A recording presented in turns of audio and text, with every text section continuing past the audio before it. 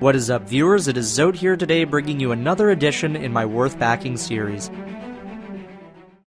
Today the game we're going to look at is called Banished, and we're all going to live our lives vicariously through this game because everything you do in the game is something you're not going to do in real life. Something such as farming. Not in this weather. But in all seriousness, what is Banished? Shining Rock Software identifies their game as a city-building strategy game. Think of this similarly to Age of Empires or Age of Mythology, and if you played those as a kid, you knew those were great games. I mean, how can you forget the iconical Prostagma? So with this game, you're gonna see less combat and more simulation.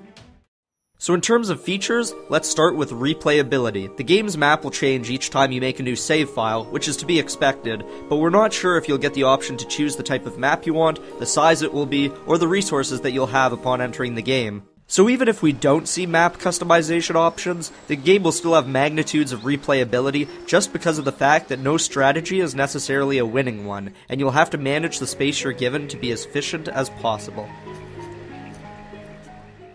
The next feature is something I'm going to dub complex simplicity. Features in a game that may seem complex upon first notice, but as you play the game, they simply mesh into the game as another mechanic.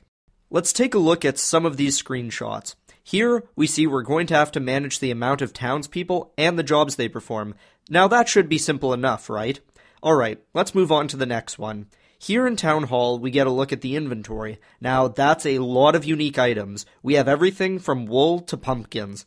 But as I said, we're dealing with complex simplicity, so as long as these unique items aren't overly hard to manage, this feature just adds more to the game and gives a richer experience. So with all this in mind, I think you guys can see why I've chosen to back this game. I realize this video is shorter than I intended it to be, but there's an incredible amount of footage on Shining Rock's YouTube channel, so if you want to see more, head over there to see more footage on this amazing game.